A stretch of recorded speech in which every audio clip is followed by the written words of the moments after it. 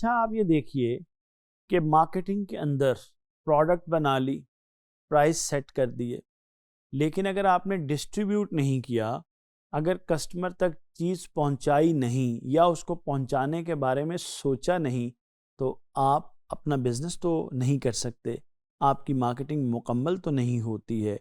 तो अब हमें क्या डिस्कस करना है? अब हमें ये डिस्कस करना है कि जो डिस्ट्रीब्यूशन है वो क्या चीज़ है और कंपनीज या बिजनेसेस आम तौर पे डिस्ट्रीब्यूशन के लिए कौन सी जो स्ट्रेटजीज़ हैं वो इस्तेमाल करते हैं। तो आइए अब हम देखते हैं ये डिस्ट्रीब्यूशन क्या चीज़ होती है। आपको याद है 4 P's में से मैंने आपको एक P प्लेस पढ़ाया था, बिल्कुल आपको याद है। प्लेस असल में डिस्ट्रीब्यूट करने को कहते हैं, यानी कि मार्केटिंग मिक्स में जो प्लेस का रोल है वो ये है कि किस तरह से आप अपनी प्रोडक्ट को कस्टमर तक पहुंचाएंगे।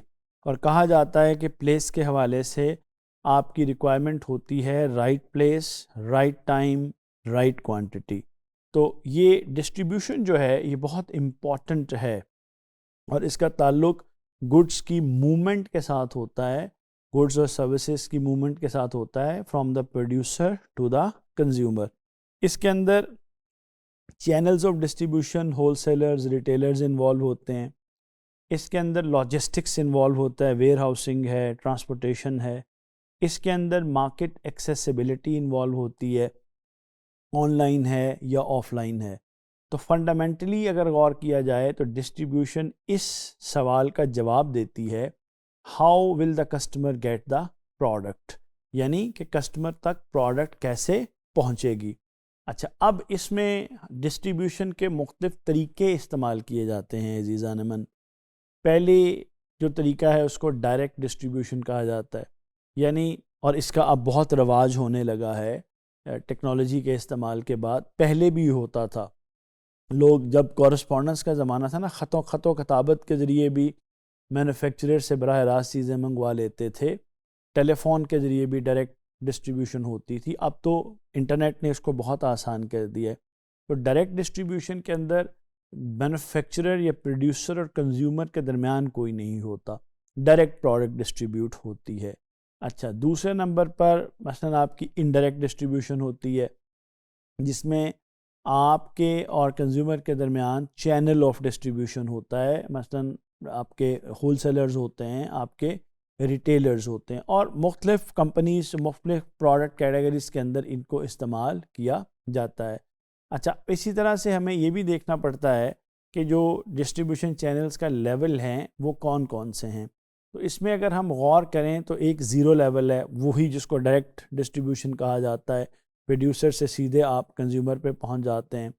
फिर आपका 1 लेवल डिस्ट्रीब्यूशन है जिसमें प्रोड्यूसर है, रिटेलर है और फिर कंज्यूमर है। इसी तरह से आपका 2 लेवल है जिसमें प्रोड्यूसर से होलसेलर है, फिर रिटेलर है और फिर एंड यूज़र के पास चीज़ पहुंचती है।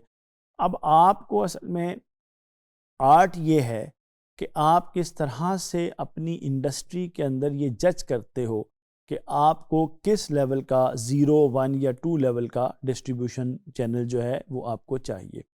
अब अगर आप ये बात करो कि जो डिस्ट्रीब्यूशन है उसके फंक्शंस कौन कौन से होते हैं, तो उसमें ट्रांसपोर्टेशन है, यानी कि चीज़ों को फ़िज़िकली मूव करना है एक जगह से दूसरी जगह। आप लोगों ने अक्सर रोड पे, मोटरवेज़ पे, हाईवेज़ पे ट्रैवल करते हुए बड़े बड़े ट्रॉलर्स देखे होंगे जो चीज़ों को मुख्तलिफ़ जगहों पे लेके जा रहे होते हैं। आम तौर पे आप अगर गौर करें तो हमारे बहुत सारे मैन्युफैक्चरिंग यूनिट्स कराची में काम करते हैं, वो पाकिस्तान का इंडस्ट्रियल हब है।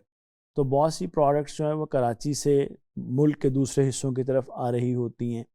इसी तरह बहुत सारी मैन्युफैक्चरिंग फैसिलिटीज़ खैबर पख्तूनख्वा में भी हैं, तो वहाँ से भी मुल्क के मुख्तलिफ़ हिस्सों में डिस्ट्रीब्यूशन हो रही होती है। इसी तरह पंजाब में, लाहौर में, फैसलाबाद में, सरगोधा में ये हमारे बहुत सारे जो मैन्युफैक्चरिंग प्लांट्स हैं वो काम कर रहे होते हैं। तो ट्रांसपोर्टेशन डिस्ट्रीब्यूशन का एक बहुत अहम हिस्सा होता है। फिर वेयर हाउसिंग है जिसके अंदर चीज़ों को सेफ़ तरीके से स्टोर किया जाता है, स्टोरेज की फैसिलिटी उसके अंदर होती है।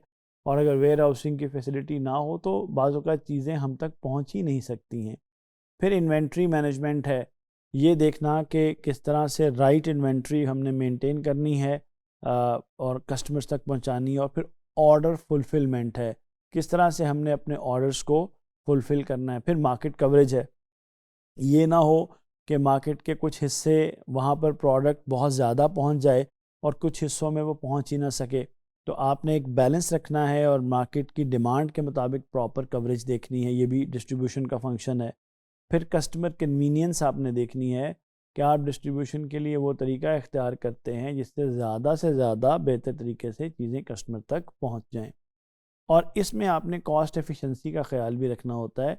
ये ना हो कि आपकी डिस्ट्रीब्यूशन इतनी महंगी हो जाए कि आप उसको चला ही ना सकें। इसी तरह इंफॉर्मेशन फ़्लो भी है, जहाँ पर गुड्स मूव करती हैं वहाँ इंफॉर्मेशन भी मूव करती है, चैनल मेंबर्स तक वो इंफॉर्मेशन की रसाई है और एंड यूज़र तक भी उसने पहुँचना होता है। अच्छा, अब जब हम डिस्ट्रीब्यूशन की डिस्कशन कर रहे हैं तो जिस तरह हमने बाकी चीज़ों में करंट ट्रेंड्स की बात की, तो हम डिस्ट्रीब्यूशन में भी करंट ट्रेंड्स की बात ज़रूर करेंगे। तो करंट ट्रेंड्स में एक ई कॉमर्स का ट्रेंड बहुत ज़्यादा होता जा रहा है। इलेक्ट्रॉनिक जो ऑर्डर्स रिसीव होते हैं और फिर डायरेक्टली आपको चीज़ें डिलीवर करनी पड़ती हैं। ओमनी चैनल का एक कॉन्सेप्ट है जिसके अंदर मल्टीपल चैनल्स जो हैं वो आपने एम्बेड किए होते हैं और कस्टमर अपनी कन्वीनियंस के मुताबिक उसको चीज़ पहुंच जाती है। ड्रॉप शिपिंग का तस्वुर है जिसमें ऑर्डर डायरेक्टली सप्लायर को प्लेस करवा दिया जाता है ताकि चीज़ें वहाँ से डायरेक्टली कस्टमर को पहुँच जाएँ। फिर स्मार्ट वेयर हाउसिंग है, आप अपनी डिमांड के मुताबिक चीज़ों को स्टोर करते हैं, ना ज़्यादा ना कम। इसी तरह आपकी सस्टेनेबल लॉजिस्टिक्स का तस्वुर है, आप इस तरह के लॉजिस्टिक्स चैनल इस्तेमाल करते हैं कि इन्वायरमेंट के ऊपर किसी किस्म का कोई प्रेशर ना आए। उम्मीद है आपको डिस्ट्रीब्यूशन का तस्वुर क्लियर हुआ होगा। शुक्रिया।